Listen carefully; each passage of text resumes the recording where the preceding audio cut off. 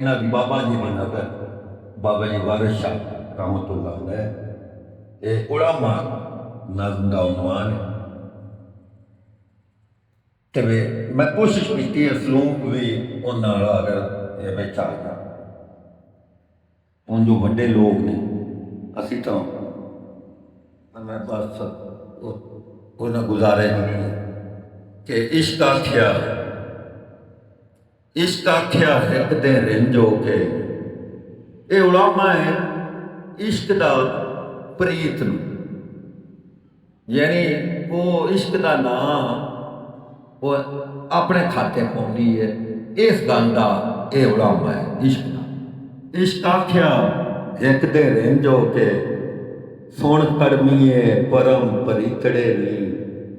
केड़े कारने पुछ के केस कोलों मेरा नाम लिखे मथे आपदे ते नहीं उग के फलदियां डिठियां मैं खो मोह ते चोरी दियां ककड़ां नहीं उग के फलदियां डिठियां मैं खो मोह ते चोरी दियां ककड़ां रब देवे ते देत नूं भाग लगदे कदी झूठे नूं किसे दे बख्त किसे लांत रुट्टी दे झूठड़े ने किसे लांत रुट्टी दे झूठड़े ने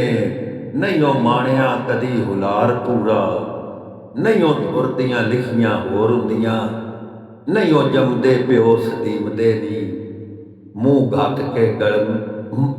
मुंह घत के गलमे विच अपदे झट पैड़ीए वेख नी वेख तां सही कुआं काफां दा पैंडा जे दिस पवी जे विच विचकार अपने चुप करके मथड़े अपदे ते लिख छड्डी तू ना मुड़ आप आपदा। तुहाडी बड़ी मेहरबानी तुहाडीआं समातां दा शुक्रिया। अल्लाह पाक सारिआं दे टब्बरां ते रहम करे। अल्लाह पाक तुहाडे सारिआं दा अपना भी तुहाडे बच्चिआं दा सोहना मुस्तकबिल करे।